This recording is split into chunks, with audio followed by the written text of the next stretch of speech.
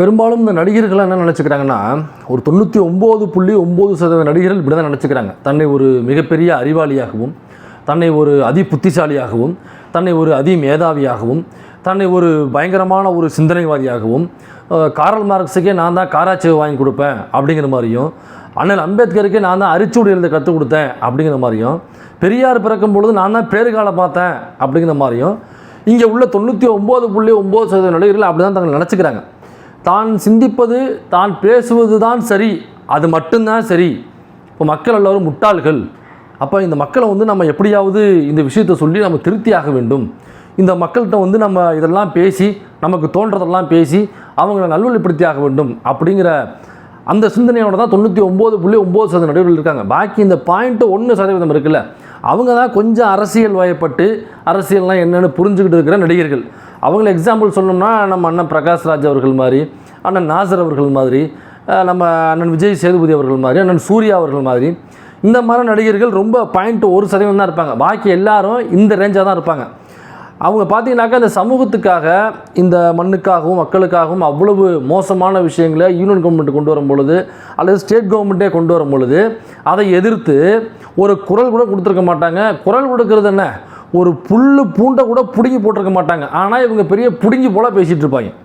அப்படியாப்பட்ட ஒரு பிடுங்கி தான் ஒரு யூடியூப் சேனலுக்கு பேட்டி கொடுக்கும் பொழுது இந்த கரண்ட் பிரச்சனை பற்றி கேட்குறாங்க. கரண்ட் பிரச்சனை பற்றி கேட்கும் பொழுது அந்த சோலார் சிஸ்டமாக சொல்கிறாப்புல, அந்த பிடுங்கி இருக்காப்புல இல்லை, அந்த அறிவு ஜீவி இருக்குல்ல, அது மண்டையில் மசாலா இருக்கா அல்லது மாட்டு சாணி இருக்கானே தெரியல. தான் ஒரு பெரிய அறிவு புத்தி என்று நினச்சி கொண்டு ஒரு பேசி கொண்டிருக்கிறார். அந்த நாகரிக அரசியல் அளவுகோலை கொண்டு வருபவர்கள் தயவு செய்து ஒரு 5 வருடம் ஓய்வெடுக்கவும், 5 வருடம் முடிந்ததுக்கப்புறம் நாங்கள் உங்களை கூப்பிட்றோம், ஆட்சி மாறினத்துக்கு அப்புறம் நீங்கள் ஒன்று அளவுகோல் எடுத்துகிட்டு வாங்க, அது வரைக்கும் கொஞ்சம் அமைதியாக ஓரமாக உட்காருங்க. அதனால் தன்னை ஒரு பயங்கரமான ஒரு அறிவு புத்தி போன்ற நினச்சி கொண்டு அவர் சொல்கிறாப்புல சோலார் சிஸ்டம் இருக்கான். அந்த சோலார் சிஸ்டத்துலேருந்து 2 ஒயரு, அப்புறம் ஒரு பேட்ரி, அப்புறம் ஒரு மோட்ரு வச்சோம்னாக்கா எல்லார் வீட்லேயும் ஃபேன் விடுமா. அது அருமையாக அவர் வீட்டில் செஞ்சு வச்சுருக்காப்லையா. கரண்ட் இல்லைன்னா என்னங்க, ஒரு 6 மாதம் அமைதியாக இருக்க மாட்டிங்களா, ஒரு 6 மாதம் அமைதியாக இருக்க மாட்டிங்களான்னு சொல்லிட்டு ஒரு பாடி லாங்குவேஜ்கிட்ட பேசுகிறோம். அந்த பாடி லாங்குவேஜை பார்த்தாலே நம்ம அந்த பரிதாபங்களில் கோபி சுதாகர் சொல்லுவாப்புல, ஒருத்தரை பார்த்தாலும் அடிக்கணும் போல கூட அப்படின்னு சொன்னோன்னே ஒருத்தன் வருவான். அப்படி அது எப்படா இருக்கும் அப்படின்னு டிராவிட் வருவாப்புல, இந்த பாரு ஆமாண்டா பார்த்தாலும் அடிக்கணும் போல சொல்லிட்டு பொழையர்னு அறிவாப்புல. அந்த மாதிரியான ஒரு பீஸை அதுக்கப்புறம் நம்ம கிடச்சிருக்குனாக்கா இந்த பீஸாக கிடச்சிருக்கு. இந்த பீஸை தான் இந்த வீடியோவில் நம்ம வச்சு செய்ய போகிறோம்.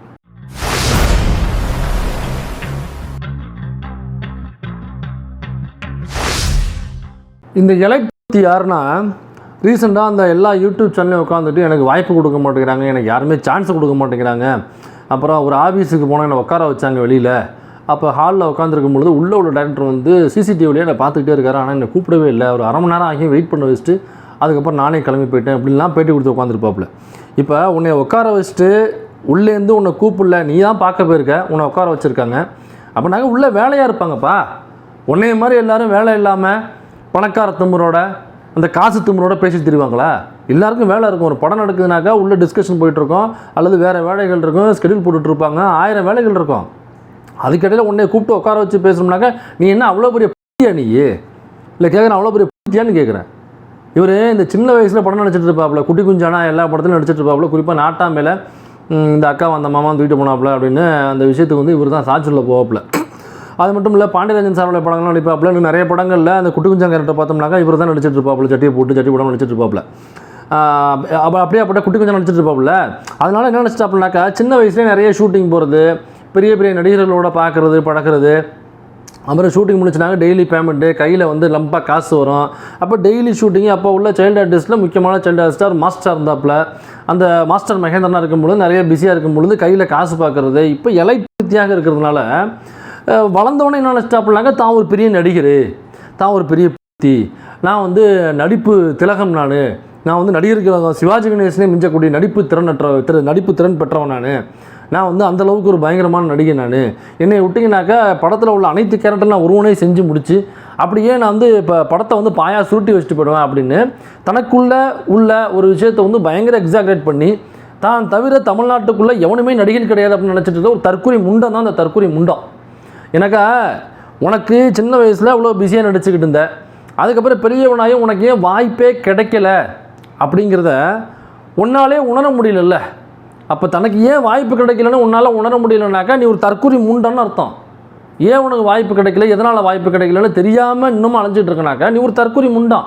அப்போ என்ன பண்ணோம்னாக்கா பக்கத்தில் இருக்கிறவனா கூட இருக்கிறவங்ககிட்ட ஃப்ரெண்ட்ஸுக்கிட்ட சரக்கு போடும் பொழுது அல்லது பப்புக்கு போகும் பொழுது எங்கேயாவது இந்த பப்பில் சரக்கு போட்டு பிள்ளைகளோட வந்து உட்காந்து அரட்டை அடிக்கும் பொழுது அங்கே உட்காந்து கேட்கணும், எனக்கு ஏன் வாய்ப்பு தர மாட்டேங்கிறாங்க, நான் வந்து நல்லா நடிக்கிறேன், எனக்கு வந்து திறமை இருக்குது, நான் போகிறேன் வர்றேன், எனக்கு ஏன் யாருக்குமே வாய்ப்பு தர மாட்டேங்க. அவங்கள்ட்ட அவங்க சொல்லுவாங்க, இல்லை மச்சான் உனக்கு வந்து சொன்னால் தப்பாக எடுத்துக்காத மச்சான், ரொம்ப வருஷமாக கூட பழகிட்டதுனால உன்கிட்ட சொல்லவும் முடியல, நீ வந்து அதை எப்படி எடுத்து பண்ணி தெரில, நீ கேட்டதும் கிடையாது, நீ சொன்னால் ஏற்றுக்கவும் மாட்டேன், ஏன்னாக்கா நீ பெரிய ஒரு அறிவு புத்தி மாதிரி நினச்சிக்கிற, நீ பெரிய நடிப்பு புத்தி நினச்சிக்கிற, நீ அதெல்லாம் கிடையாது, ரொம்ப பிளாஸ்டிக்காக நடிக்கிற, சின்ன வயசில் நடித்தா பார்த்தீங்களா அது குட்டி கொஞ்சம் மாதிரி அதே மாதிரி தான் மச்சான் இப்போ நடிச்சிட்டு இருக்கு நீ, அதனால் வந்து உனக்கு அது வரலாங்கிறது ஒரு விஷயம். இன்னொரு பக்கம் பார்த்தீங்கன்னாக்கா ஊர்லலாம் சொல்லுவாங்க அந்த நாக்கில் சனின்னு சொல்லுவாங்க, நமக்கு அந்த சனி ராகு இதெல்லாம் நம்பிக்கை கிடையாது, அதனால் இந்த நாக்கில் சனி அப்படிங்கிறது எங்கள் ஊரில் வேறு ஒரு மாதிரியானு சொல்லுவாங்க. அது என்ன சொல்லுவாங்கனாக்கா சூத்து கொழுப்பு அப்படின்னு சொல்லுவாங்க.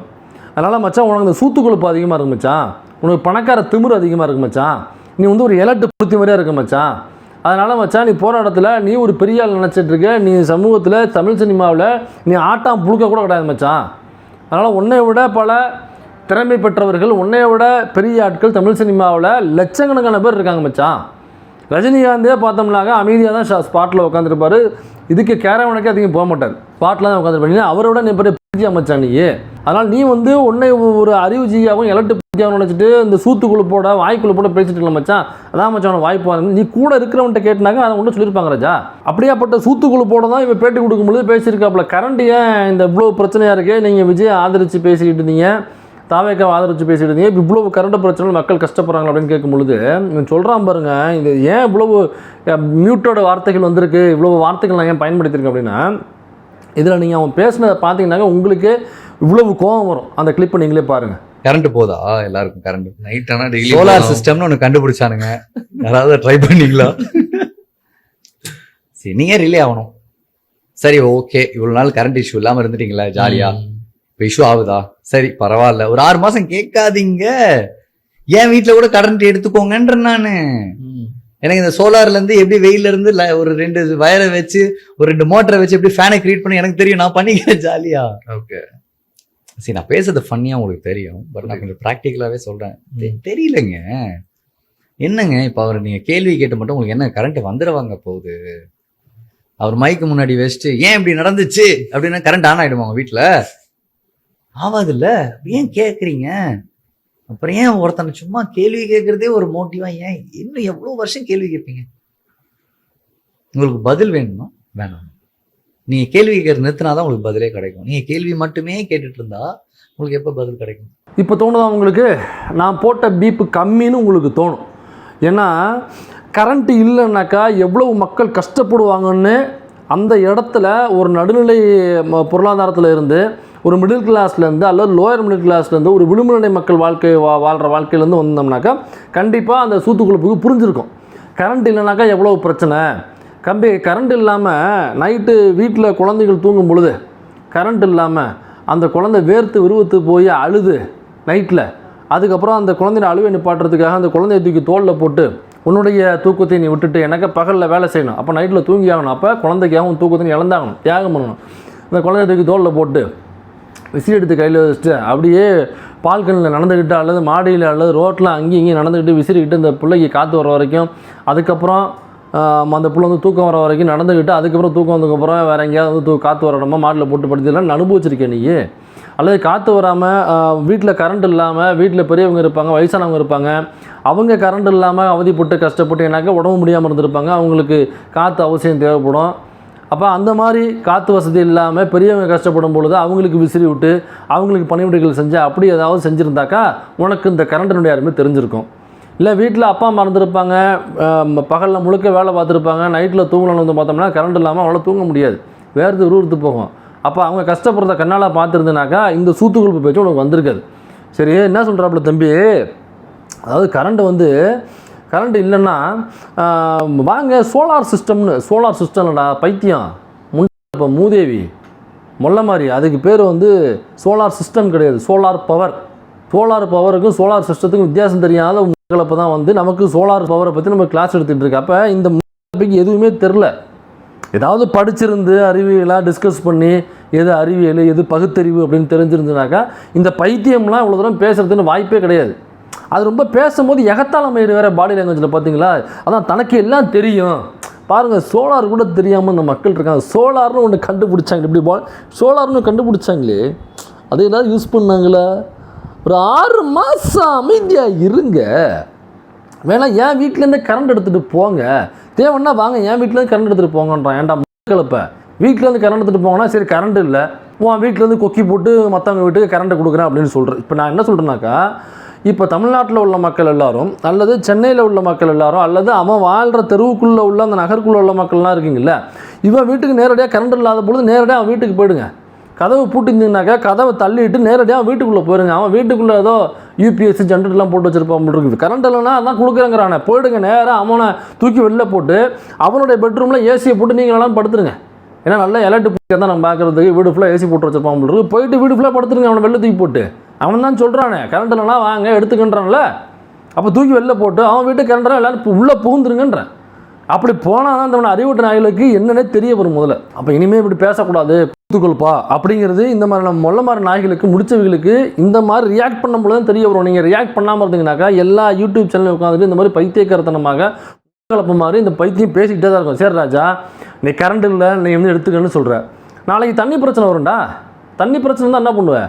அப்போ எல்லோரும் உங்கள் வீட்டுக்கு குடத்தையும் வாளியும் எடுத்துகிட்டு வர உங்கள் வீட்டுக்கு வரட்டுமா தண்ணி எடுத்துகிட்டு போகிறதுக்கு? ஏன்னா நீ தானே ஆதரவு தெரிவிச்ச நாய். இவன் விஜய் எனக்கு ஓட்டு போடுங்க, விஜய் நான் மாற்றத்தை கொண்டு வருவார், அவர் வந்து டிவிக்கே ஓட்டு போடுங்க, டிவிக்கே தான் தமிழ்நாடோடைய புரட்டி போட போகுது, அந்த தோசை கரண்டி வந்து எங்கள் அண்ணன் இடுப்பில் வச்சு தெரியுறாப்புல என்ன பண்ணுறதுன்னு தெரியாமல் தயவு செஞ்சு ஓட்டை போட்டிங்கனாக்கா தமிழ்நாட்டை டக்குன்னு பரட்டிட்டு போயிட்டு இருப்பான்னு சொன்னீங்க. 1 மாதம் ஆகுதே. சரிப்பா, மற்ற விஷயங்களுக்கு 6 மாதம் கவர்னன்ஸுக்கு டைம் உண்டு. லேண்ட் ஆர்டருக்கு யார் 6 மாதம் டைம் கொடுப்பா? அதாங்க 6 மாதம் வரைக்கும் வெயிட் பண்ணுங்கன்றான். அப்போ இந்த ஒரு குழந்தை இறந்து போச்சு இல்லை சூலூரில் கோயம்புத்தூரில் ஒரு 10 வயசு சிறுமி கூட்டு பாலியல் உணர்வு செஞ்சு அந்த குழந்தையை கொலை பண்ணி வீசினாங்களே குளத்தில். அதை போய் கேட்கப்போனா என்ன சொல்லுவான்? நான் அதை அந்த குழந்தையை பிரிஞ்சு வாடுற அந்த பெற்றோர்களுக்கும் அது நேரடியாக களத்தில் நின்று அந்த கேஸ் அட்டன் பண்ண அங்குள்ள வழக்கறிஞர்கள் இளைஞர்களுக்கு அங்குள்ள மக்களுக்கு தான் தெரியும் அது எவ்வளோ பெரிய கொடுமையான ஒரு விஷயம்னு.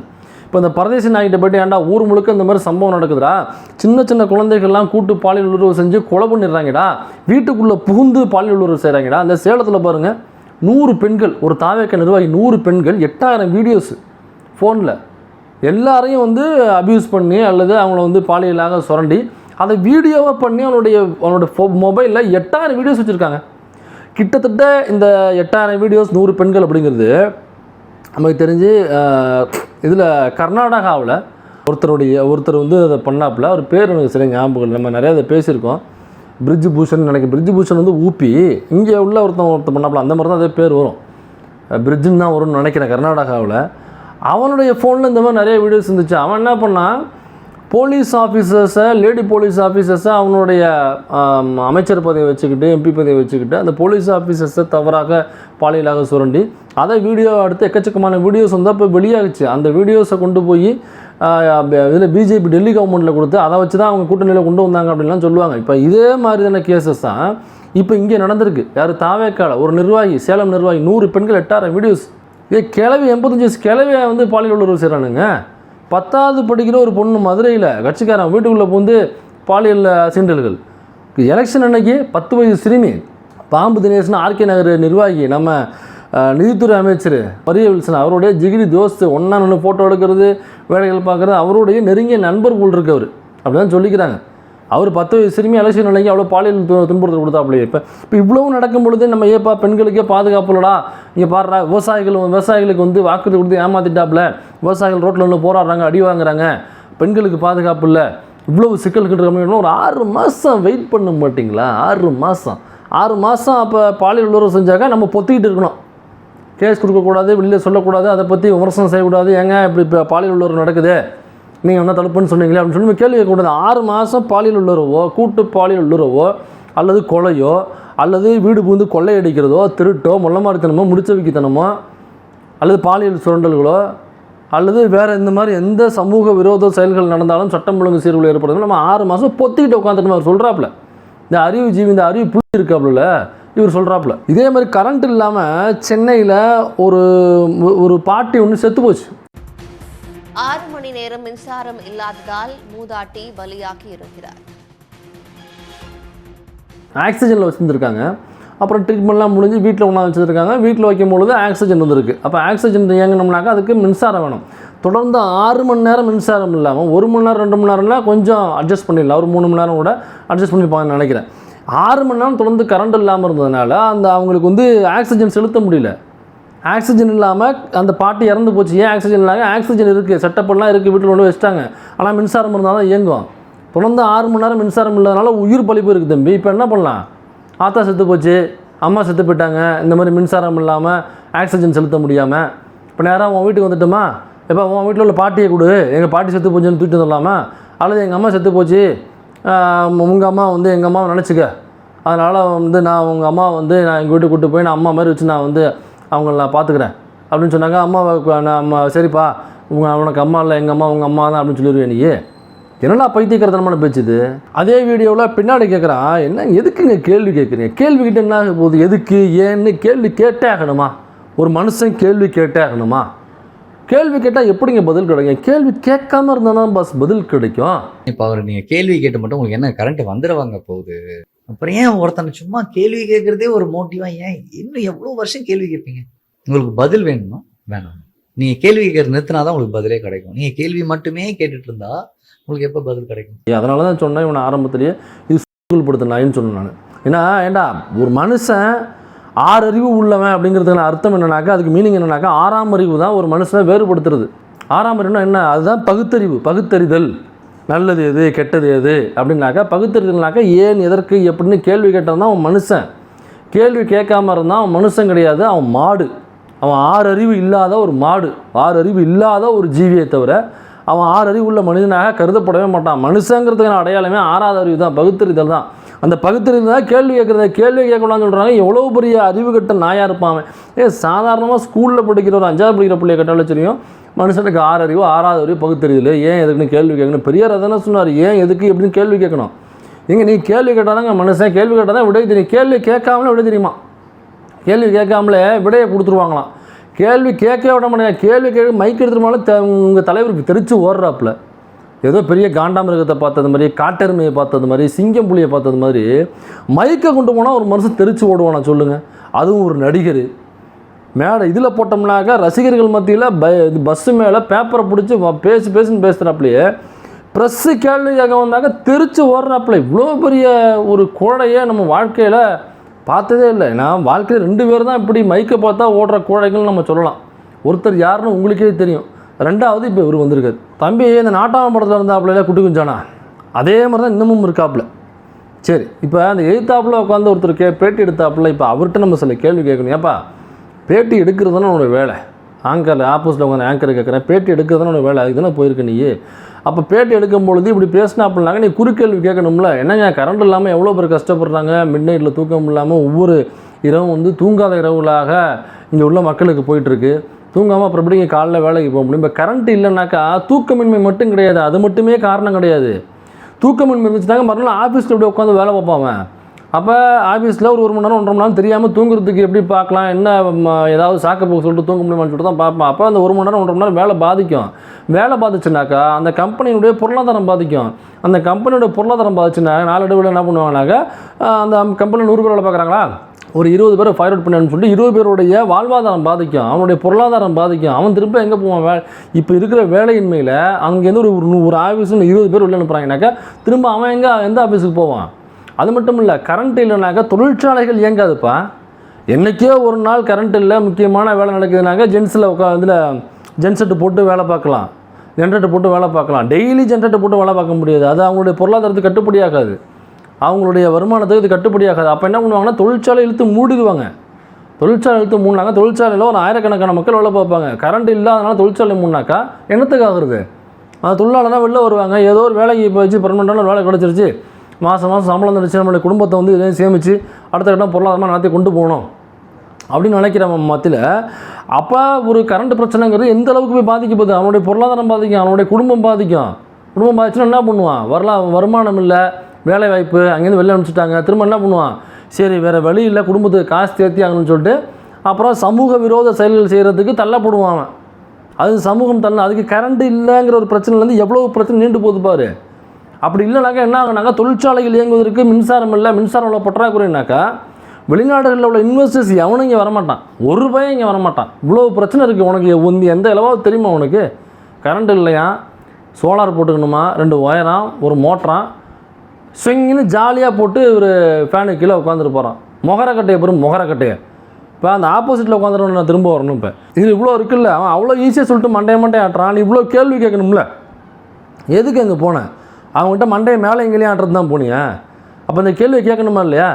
இந்த கேள்வி நீ கேட்காம வேறு யாரு கேட்பா? இப்போ கேள்வி கேட்க போகலனாக்கா அப்புறம் என்ன மாதிரி அங்கே போனேன்? அவன் கேள்வியே கேட்கக்கூடாதுன்னு சொல்கிறான். கேள்வி கேட்குறதாங்க பகுத்தறிவு சரணம் கேட்க மாட்டேன். கேள்வி கேட்கணுங்க, கேள்வி கேட்டால் தாங்க பதில் கிடைக்கும். கேள்வி கேட்காம எப்படிங்க பதில் கிடைக்கும்? அதனால தாங்க ஆர்டிஐ வரையும் கொண்டு போய் வச்சுருக்காங்க. ஆர்டிஐனாக்கா ஒரு கேள்வி கேட்குறோம், அரசாங்கம் பதில் கொடுக்குது. பொது வெளியில் வராத பதில்கள் ஆர்டிஐ போட்டு வாங்க முடியும். அப்போ கேள்வியே கேட்கக்கூடாதுனாக்கா ஆர்டிஐ தூக்கிடலாமா? இப்போ கேள்வியே கேட்கக்கூடாதுனாக்கா சட்டமன்றத்தில் கேள்வி பதில் நேரத்தை தூக்கிடலாமா? இப்போ கேள்வியே கேட்கக்கூடாதுனாக்கா இந்த ஆங்கரையே நீங்கள் வேலை விட்டு தூக்கணும். இவன் கேள்வி கேட்குறது தான் அவனோட வேலை. கேள்வியே கேட்கக்கூடாதுன்றான். அப்போ அந்த ஆங்கரை வேலையை விட்டு தூக்கிடுங்க, பண்ணிடலாமா தம்பி? இப்போ கேள்வி கேட்கணும் அப்படிங்கிறது ஒன்றும் பேச மாட்டேங்கனாக்கா அப்புறம் என்ன மயிலுக்கு அங்கே போனோன்னு கேட்குறேன். என்னத்தை போனேன்? எந்த மயிலுக்கு அங்கே இறகு போடுங்க போனேன்? நீங்கள் உன் வேலை என்ன தெரியும்ல, அதை கேட்கணுமா இல்லையா? இல்லை இவனுக்கெல்லாம் எதுக்காக இப்படி சொம்படிக்கிறான் விஜய்க்குனாக்கா, அந்த சின்ன பிள்ளைங்க நடிச்சுட்டு இருந்தான் குட்டி குஞ்சானா, அதுக்கப்புறம் வாய்ப்பே இல்லாமல் இருந்தானா. அப்புறம் அந்த மாஸ்டர் படத்தில் சின்ன வயசு விஜய் சேதுபதி கேரக்டரும் பண்ணான். எனக்கு இந்த லோக்கிக்கிட்ட ஒரு கேள்வி கேட்கணும். ஏன்ப்பா விஜய் சேதுபதி அவர்களுக்கு சின்ன வயசு கேரக்டர் வேறு எவனாவது போடலாம்ல? இப்படி ஒரு கலப்பையை விக்கு மாட்டாத ஒரு ஜோக்கரை கொண்டு நிற்க வைப்ப. அவர் விஜய் சேதுபதினா எவ்வளோ ஒரு அரசியல் புரிதலோடு இருக்கிற நபர். அவருக்கு ஒரு சின்ன வயசு கேட்டனாங்க அட்லீஸ்ட் கொஞ்சமாவது ஒரு அரசியல் புரிதல் உள்ள ஒரு நபராக போட்டுருக்கலாம்ல. இப்படி ஒரு அறிவு கட்ட ஒரு முண்டத்தை மண்டையில் மாட்டு சாணியை வச்சுட்டு தெரியுற ஒரு மூதேவியை ஒரு முண்டக்கலப்பை கொண்டு போய் போட்டிருக்கேன். உங்களாம் மனசாச்சு இருக்கா இல்லையா? எனக்கா இப்போ விஜய் சேதுபதி சமீபத்தில் ஒரு ஃபங்க்ஷனில் உட்காந்துருக்காரு. அந்த வீடியோ பயங்கர வைரல். இவர் நம்ம இந்த சந்தானம் படத்துலலாம் விடிவி கணேஷ் அவர் அந்த நிகழ்ச்சிக்கு வராப்புல. விஜய் சேதுபதியை பார்த்தோன்னே கிட்ட வருவாப்புல. வந்தோடனே என்ன சட்டமன்றத்துக்கு போகாமல் எங்கே நிற்கிறீங்க அப்படின்னு சொல்லி கேட்பாப்புல. அவர் என்னங்க அப்படி சொல்கிறீங்க கேட்பாங்க. இல்லைங்க பூரா நகைச்சுவை நடிகர்கள்லாம் அங்கே தானே இருக்காங்க, நீங்கள் மட்டும் இங்கே இருக்கீங்க அப்படின்னு சொல்லி கேட்பாப்புல. அந்த கிளிப்பை பாருங்கள். என்ன இங்கே இருக்கீங்க?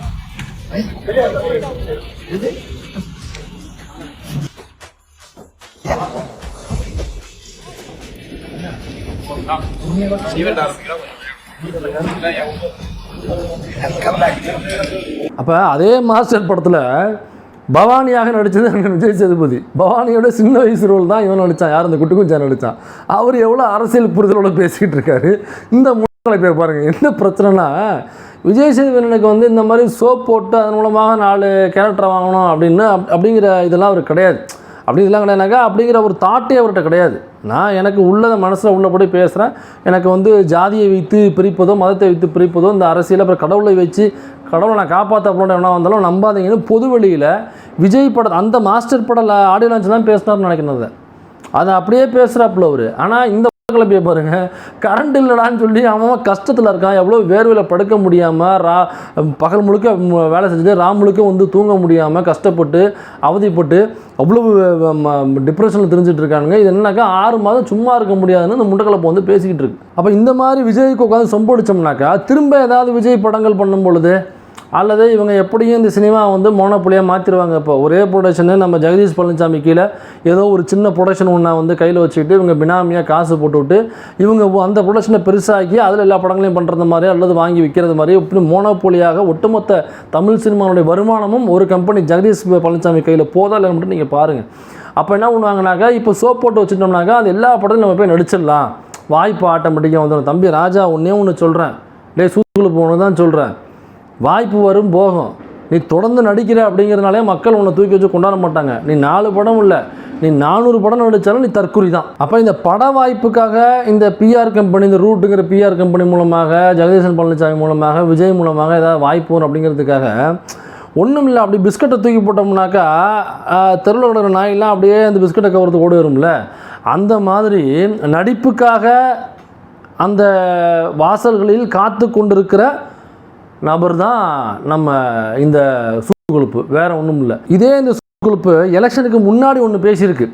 அது என்ன பேசுனாக்கா அந்த பெண்களுக்கு பாதுகாப்பு இல்லை அது இதுன்னு சொல்லிட்டு ஒரு நேரட்டிவ் ஃபேக் நேரட்டிவ் செட் பண்ணானுங்களா. அப்போ வந்து பனியனோட வீடியோ போடுது பாருங்கள், நாம தான் கேட்கணும், நாம தான் கேள்வி கேட்கணும், இந்த அரசை மாற்றி அமைக்கணும், நம்ம கேள்வி கேட்கலனாக்கா எதுவுமே நடக்காது, இப்படி கேள்வி கேளுங்க, இது பண்ணுங்க, புரட்சி பண்ணுங்க, இந்த வந்துருச்சு புரட்சி, அந்த வந்துருச்சு புரட்சின்னு சொல்லிட்டு மார்க்ஸுக்கே இவர் மார்க்ஸ் போடுறது மாதிரி ஒரு வீடியோ போட்டிருக்காப்புல. அதையும் பாருங்கள். நம்மளுக்கு பிரச்சனை வந்தால் நம்ம தான் ஃபேஸ் பண்ணணும், நம்ம தான் இறங்கி என்னன்னு கேட்கணும். இன்றைக்கி நீங்கள் எல்லாருமே இதை செஞ்சுக்கிட்டு இருக்கீங்க.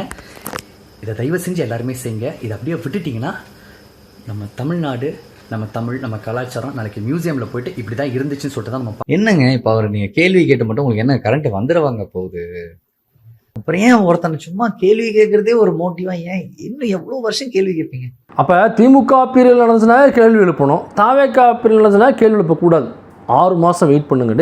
இப்போ 6 மாதங்கிறது எதுக்கு கொடுக்குற டைம் தெரியுமா? முதல்ல அந்த 6 மாதம் கொடுக்குறதுங்கிற டாப்பிக்கே எவனுக்குமே எனக்கு தெரியாது. அது நம்ம தான் வீடியோக்களில் பேசும்பொழுது, சோஷியல் மீடியா பேசும்பொழுது 6 மாதம் ஹனிமூன் பீரியட் அப்படின்னு சொல்லுவாங்க. ஏன்னா கவர்னன்ஸ் பற்றி எதுவும் தெரியாமல் இருந்திருப்பாங்க, அல்லது இந்த கவர்னன்ஸை திரும்ப வாட்ச் பண்ணி ஸ்டடி பண்ணி கொண்டு வரணும் அப்படிங்கிறதுக்காக 6 மாதம் கவர்னன்ஸுக்கு தான் அந்த டைமே தவிர சட்டம் ஒழுங்குக்கு கிடையாது. நீ ஆட்சி ஏற்ற அடுத்த நிமிஷம் சட்டம் ஒழுங்கு உங்கள் கையில் வந்துடும், போலீஸ் துறை சிஎம்முடைய கையில். அப்போ அந்த அதிகாரிகள் யார் சரியில்லையோ மாற்றிட்டு சரியான அதிகாரிகளை மாற்றிட்டு அது 1-2 நாள் அதெல்லாம் கைக்கு வந்துடணும். சட்டம் ஒழுங்கு சரியில்லைனாக்கா அடுத்து யார் கமிஷனரை கூப்பிட்டு கேட்கணும், அல்லது ஐஜியை கூப்பிட்டு கேட்கணும். அதுக்கு உயர்துறை அதிகாரிகள் இருக்காங்களோ போலீஸில், அவங்கள கூப்பிட்டு என்னப்பா ஏதுப்பா, ஏன் இவ்வளோ பிரச்சனையாக இருக்குது, பெண்களுக்கு ஏன் இவ்வளோ பிரச்சனையாக இருக்காங்க, சிசிடிவி இல்லைன்றாங்க, ஏன் ஒர்க் பண்ணல, ஏன் இவ்வளோ நீங்கள் பிடிக்கல, இல்லை இது தப்பாக இருக்குது, இதெல்லாம் மாற்றுங்க, அங்கங்கே இவங்களை தூக்கி போடுங்க, அங்கே தூக்கி போடுங்க, இது வந்து டோட்டலாக ரோந்து பண்ணில் இருக்க சொல்லுங்கள். இப்படி தான் பண்ணணுமே தவிர இது வந்து அடுத்த நாளே கைக்கு வந்துடணும். 6 மாதங்கிறது சட்டம் ஒழுங்குக்கு கிடையாது ராஜா. இப்போ நல்லா புரிஞ்சுக்க, சட்டம் ஒழுங்குங்கிறது அடுத்த நாளே ஆக்டிவேட் ஆகிடணும். கவர்னன்ஸுங்கிறது தான் 6 மாதம் டைமு. உனக்கு கவர்னன்ஸ்னாலும் என்னென்னு தெரியாது, கவர்னர்னாலும் என்னென்னு தெரியாது, சட்டம் ஒழுங்குனாலும் என்னென்னு தெரியாது. உங்ககிட்ட உட்காந்து பேச வேண்டிய நிலைமைக்கு நான் வந்துட்டேன் பாரு. இவங்களுக்கெல்லாம் என்ன வேலைனாக்கா, எங்கேயாவது உட்காந்து இப்போ இந்த ஏதாவது படம் ரிலீஸு பார்ட்டி, அல்லது ஆடியோ லான்ச் பார்ட்டி, அல்லது ஃபஸ்ட் லுக்கு ரிலீஸ் பண்ணுறாங்க அதுக்கு ஒரு பார்ட்டி, அப்புறம் பர்த்டே பார்ட்டி, அப்புறம் ஆயாசத்து போச்சுன்னா பார்ட்டி, கல்யாண நாள் பார்ட்டி அப்படின்னு சொல்லிட்டு வருஷம் 365 நாள் ஏதோ ஒரு பார்ட்டிலையும் பப்லையும் இழுவையை போட்டுக்கிட்டு சரக்கை போட்டுக்கிட்டு இந்த ஏதோ ஒரு போதையில் மிதந்துக்கிட்டே இருக்கக்கூடிய கும்பல் தான் இந்த கும்பல். இந்த நடிப்புன்னு சொல்லிட்டு வர்ற இந்த நடிகர்களை பார்த்தாலே 99.9% எல்லாரும் சொல்லலை, 99.9% அப்படி தான் தெரியுறானுங்க. சரிப்பா எங்கேயோ போனியா, பார்ட்டிக்கு போனியா, ஓசியில் சரக்கை போட்டியா, அங்கே ஏதாவது இழுவையை போட்டியா, அங்கே வர்ற பிள்ளைகள்கிட்ட கல்லையை போட்டியா அப்படின்னு போய்கிட்டே இருக்கணும். இவங்க என்ன பண்ணுறானுங்க, பொழுதனையும் குடிச்சுப்புட்டு எப்படி நைட்டு பார்த்தீங்கன்னா பார்ட்டி முடிஞ்சு வீட்டில் போய் படுக்கிறதுக்கு 3 மணி 4 மணி ஆகிடும். இப்போ 4 மணிக்கு படுக்கிறவன் காலைல எத்தனை மணிக்கு எழுந்திரிப்பான்? அவன் எழுந்திரிக்கிறது 12-1 மணி ஆகிடும். இப்போ 1 மணிக்கு எழுந்திரிச்சு உடனே காலைல 5 பேப்பர் படிக்கிற நான் இருப்பான். அவன் வாழ்க்கையில் ஒரு நாள் கூட பேப்பரை கண்ணால் கூட பார்த்துருக்க மாட்டான். அட்லீஸ்ட் தினத்தந்தியை கூட பார்த்துருப்பானாங்க, பார்த்துருக்க மாட்டான். அப்போ ஏதாவது நியூஸ் சேனல் பார்க்குற பழக்கம் இருக்கா? கண்டிப்பாக இந்த நாய்களுக்கு பழக்கமே இருக்க வாய்ப்பே கிடையாது. ஏதாவது இன்ஸ்டாவில் ஏதாவது அவுத்து போட்டாடுறத ஸ்க்ரோல் பண்ணிக்கிட்டு அதை சப்ஸ்கிரைப் பண்ணிக்கிட்டு, அல்லது அதை அந்த என்ன நியூஸ் சொல்லலாம் காமிக்கிறாங்களா சப்ஸ்கிரைப் பண்ணிவிட்டு அதில் உட்காந்து பார்த்து நாக்க தொங்க போட்டுக்கிட்டு, அல்லது எங்கேயாவது கரெக்ட் பண்ணிட்டு இப்படியே இவங்களுக்கு மக்களுடைய உணர்வுகள், மக்களுடைய கஷ்டங்கள் என்ன தெரியும்னு நினைக்கிறீங்க நீங்கள்? இதனால தான் சொல்கிறேன், குரூப்னு சொல்கிறேன் நான். அப்புறம் அந்த பேட்டு எடுக்கிறவங்க தயவு செஞ்சு 6வது அறிவை பயன்படுத்துங்க. அப்போ தான் நீங்கள் மனிதனாக கருதப்படுவீர்கள். சோறு தானே சாப்பிட்றீங்க, சோத்தில் உப்பு போட்டு திங்கிறீங்கல்ல, அப்போ அறிவு இருக்கணுமா இல்லையா? அப்போ அவன் கேள்வி கேட்கும் பொழுது குறுக்க புந்து கேள்வி கேட்கணுமா இல்லையா? சோஷியல் மீடியாவது அட்லீஸ்ட் வாட்ச் பண்ணுறீங்களா இல்லையா? எவ்வளோ பிரச்சனைகள் நடந்துகிட்டு இருக்குது, எவ்வளோ குடும்பங்கள் நடந்துகிட்டு இருக்குது, மக்கள் எவ்வளோ கஷ்டப்படுறாங்கலாம் பார்க்குறீங்கள? அப்போ சப்போர்ட் பண்ணி அவ்வளவு பாடி லாங்குவேஜ் அவ்வளோ திமிராக பேசும்பொழுது சூப்பராக பேசும்போது நீ உள்ளே புந்து கேள்வி கேளு. நீ மக்களுக்காக தானே போகிற. இல்லை இப்படி வேலை செஞ்சாக்கா மறுநாள் வேறு எந்த சேனலும் உன்னை சேர்த்துப்பான். அப்படி அறிவே இல்லாதவனே எந்த சேனலுங்க சேர்த்துப்பான்? சரி அந்த சேனலில் சேர்த்துப்பாங்க. எத்தனை நாள் அந்த சேனலில் வேலை பார்ப்பேன்? திடீர்னு விரட்டி விட்டுறாங்க, என்ன பண்ணுவேன்? வேறு எந்த சேனல் உன்னை சேர்த்துப்பான்? எந்த சேனலும் உன்னை சேர்த்துக்க மாட்டான். அதனால் இந்த நிமிஷத்துலேருந்து கொஞ்சம் அந்த 6வது அறிவை பயன்படுத்த முயற்சி செய்யுங்கள் ஆங்கர்களே. அப்புறம் தம்பி, கொஞ்சம் மக்கள்னால் என்ன, மக்கள் படுற கஷ்டங்கள் என்னென்னு புரிஞ்சிக்க. இல்லை நீ முயற்சி பண்ணாத, உனக்கு அது புரிய வாய்ப்பே இல்லை. மக்கள் ரொம்ப பாவம், அவங்க கஷ்டப்படுறவங்க, உழைச்சி சாப்பிட்றவங்க, உன்னைய மாதிரி சாப்பிட்றவங்க கிடையாது. எங்கேயே போய் பார்ட்டியில் உட்காந்துட்டு குடிச்சு விட்டு கும்மாலம் முடிச்சுட்டு கூத்தடிச்சு விட்டு அப்புறம் வந்து காலைல 12 மணி மதியம் 12 மணி தான் அவங்க விடிய காலில் அப்படி வந்து போக தெரியாமல் லெமன் ஜூஸை குடிச்சிட்டு வந்து ஏதாவது பேட்டிங்கிற பேரில் ஏதாவது உலர வச்சுட்டு போகிறது, கக்கி வச்சுட்டு போகிறது தயவு செஞ்சு இனிமேல் செய்யாத. ஏன்னா மக்களுடைய வெறுப்பனை சம்பாரிச்சிட்ருக்கு.